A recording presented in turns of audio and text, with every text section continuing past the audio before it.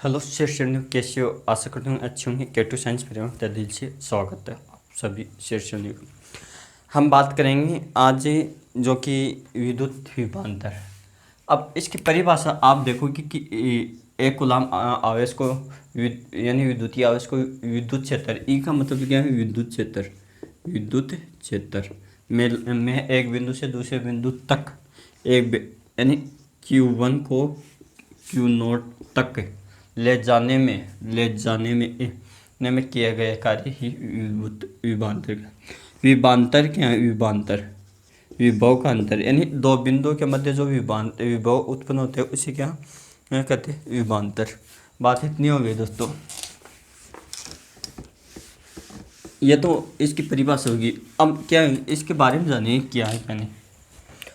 अब क्या दोस्तों, ये एक तो क्या अदिश राशि है, अदिश राशि, ठीक है। इसका मात्रक वही वोल्टेज होता है जो भी होगा, वोल्ट, ठीक है दोस्तों। अब क्या है दोस्तों कि सेल होता है, सेल, विद्युतीय सेल, विद्युत सेल। अब क्या विद्युत क्षेत्र लिख दिया, सेल। इसके दो टर्मिनल होते हैं ऐसे, ये मान लो ये सेल है, ये घड़ी वाला सेल मान लो। अब क्या इन दो टर्मिनलों के बीच में यहाँ Q1 आवेश मान लो, यह Q2, इनके मध्य क्या विभवांतर उत्पन्न होता है। हम वो जो हम देखते हैं विभव घड़ी की मात्रा, वो घड़ी जो कितनी वोल्टेज आ रही है, जो हमारे कोई बावड़ियों पे लगी हुई होती है, आप देखते होंगे, वो क्या विभव मीटर होता है, इतने वोल्टेज की। इतनी बात होगी। उन सेलों के मध्य क्या विभवांतर होते हैं कि जो आवेश जो सेल क्या है, आवेश या विद्युत धारा को उत्पन्न करे, रासायनिक ऊर्जा को विद्युत ऊर्जा में परिवर्तित करते हैं, जिसके कारण ऊर्जा उत्पन्न होती है दोस्तों। और क्या ये कि आपको पढ़ के सुनाने देता हूँ दोस्तों कि इलेक्ट्रॉन की गति है तो दोनों, अर्थात इलेक्ट्रॉन की गति होने हेतु दो मध्य के से यानी विभवांतर होते हैं। किसी परिपथ में धारा परिवर्तित करने के लिए विभवांतर आवश्यक हो, यानी किसी सेल के भीतर होने वाली रासायनिक क्रिया, यानी सेल के टर्मिनलों के बीच, सेल के टर्मिनल होते हैं, जो सेल के टर्मिनल ये होते हैं, इनके बीच जो विभवांतर उत्पन्न होता है वो जरूरी होता है। इसके कारण क्या सेल अलग अलग अवलांशिक सेल, गैल्वेनिक सेल, ये अलग अलग प्रकार के, उनके मध्य क्या विभवांतर। अब की खोखले बेलन की बात करें, यानी दो बिंदुओं के मध्य विभवांतर क्या होगा? विभवांतर दो बिंदु W/Q0। अब क्या इसका मतलब क्या है? W यानी जूल प्रति कूलाम, ये क्या SI मात्रक, क्या होगा दोस्तों? SI मात्रक। ऐसा है जूल, क्या जूल के कार्य का मात्रक, कार्य। अब क्या ये भी पूछ सकते, जूल 1 जूल इक्वल टू, ये क्वेश्चन आप है देखना, क्योंकि ये RRB ग्रुप D में 2016 में पूछा हुआ क्वेश्चन, 2018 में पूछा हुआ क्वेश्चन RRB ग्रुप D का। वैसे बहुत अच्छा क्वेश्चन था दोस्तों। साधारण क्वेश्चन आते हैं और क्या। अब क्या इसमें क्वेश्चन ये आता है कि जो एक क्या खोखले वाला, जो खोखले को यानी जब यह हो गया दोस्तों विभवांतर या वोल्टेज कम करने हेतु, जो विभवांतर और वोल्टेज दो क्या विद्युत मोटर को चालू करेंगे तो उसमें धारा प्रवाहित करेंगे। कम वोल्टेज होंगे तब भी, कम वोल्टेज होगा। मान लो विद्युत मोटर आप चला रहे हो, विद्युत मोटर, और यह भी विद्युत मोटर, ठीक है। एक तो कम और ज़्यादा की बात करें, किसके, इसको कम दिया, इसको ज़्यादा दिया, दोनों ही कंडीशन में ये गर्म होती है। क्या होती है? गर्म होने लगती है, गर्म होती है। क्यों? आप देखना इसको एक रियल लाइफ में सोचो। अगर अगर आपकी इनकम क्या कम हो है तो आपको गुस्सा आ रहा है, गर्म होने लग जाओगे। आपकी इनकम अगर ज़्यादा है तभी आपको क्या इस इनकम में ज़्यादा, तो आपको एटीएम कार्ड में देखा एसी लगी हो तो परसों में क्या गर्मी होती है, ये आपने सुना भी हो, पैसों में गर्मी होती है।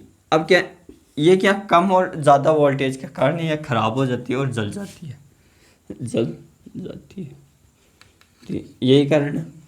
तो इसका क्या पर्याप्त पर्याप्त मात्रा में वोल्टेज, इसको जो जितने वोल्टेज की मोटर होती है वो आवश्यक है।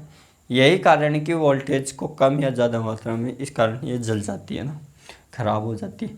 इसी कारण से इसमें लगा होता है कैपेसिटर, कैपेसिटर इसमें लगाया जाता है, जो पंखियों में लगाया जाता है विद्युत मोटर वो होता है।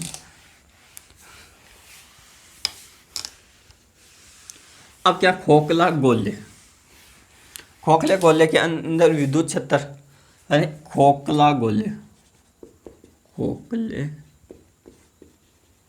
गोला, गोले के अंदर अंदर विभवांतर, विभवांतर यानी खोखले गोले के अंदर विभवांतर,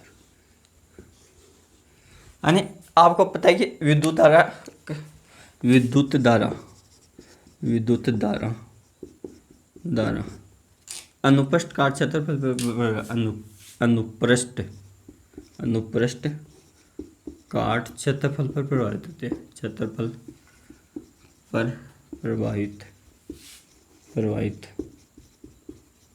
होती है, कि विद्युत धारा अनुप्रस्थ काट क्षेत्रफल पर प्रभावित होती है। ये आपको पॉइंट पता है।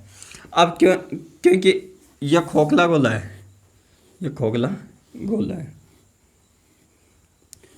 तो इस धारा इलेक्ट्रॉन यहाँ प्रभावित होंगे यहाँ।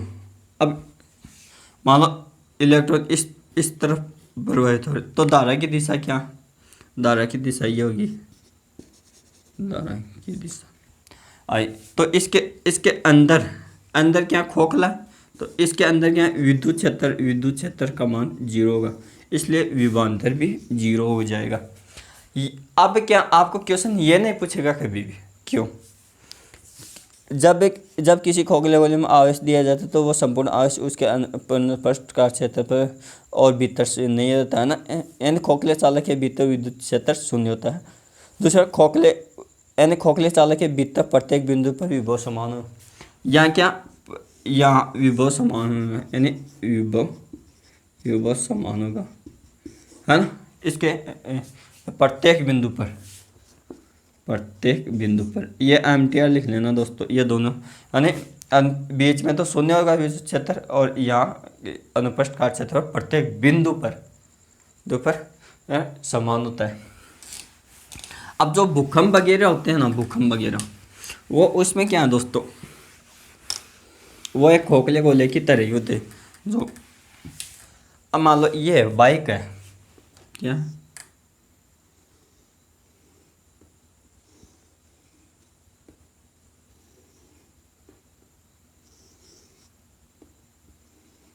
फॉर्चूनर बना था आप वाले, है ना,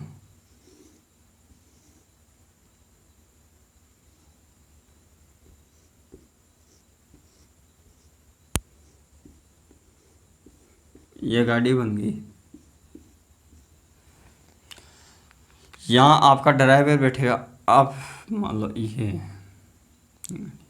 यहाँ आपका ड्राइवर बैठेगा, ठीक है दोस्तों, इसके अंदर ये इंजन फिंजन हो।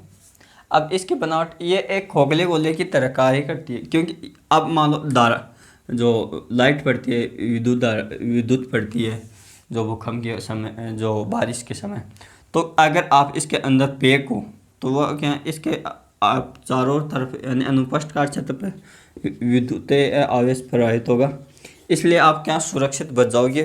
यही कारण कि विद्युत वाहनों में जब बिजली पड़ती है तो उसके अंदर जो व्यक्ति बैठा होता है उस वो प्रभावित नहीं होता है ना, जिसके कारण कि आवेश पृथ्वी के अंदर समा जाता है और वो सुरक्षित बच जाता है। तो आपको क्या ये विद्युत विभवांतर है, इसमें क्या क्या याद रखना है, एक तो क्या है ये अदिश राशि है, अदिश राशि है। दूसरा इसका मात्रक ऐसा में जूल, पर्टिकुलम कुलम। तीसरी बात यानी खोखले गोले के लिए, है ना।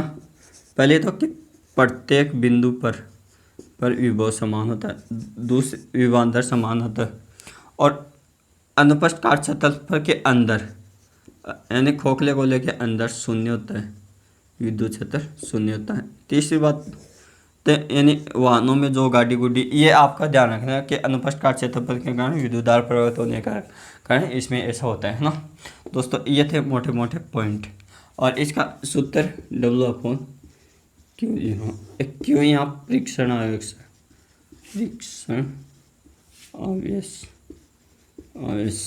W कार्य यानी दो आवेशों के बीच किया गया कार्य, और V विभवांतर, है ना। यह आपको ध्यान में रखना है दोस्तों। Thank you, all the best. आशा करता हूँ क्लास आपको अच्छी लगी हो। आपको जो भी डाउट हो वो आप सेंड किया करो ताकि आपको उसका आंसर मिल जाए। Thank you, all the best सभी स्टूडेंटों को। मिलते हैं अगले लेक्चर में। Thank you.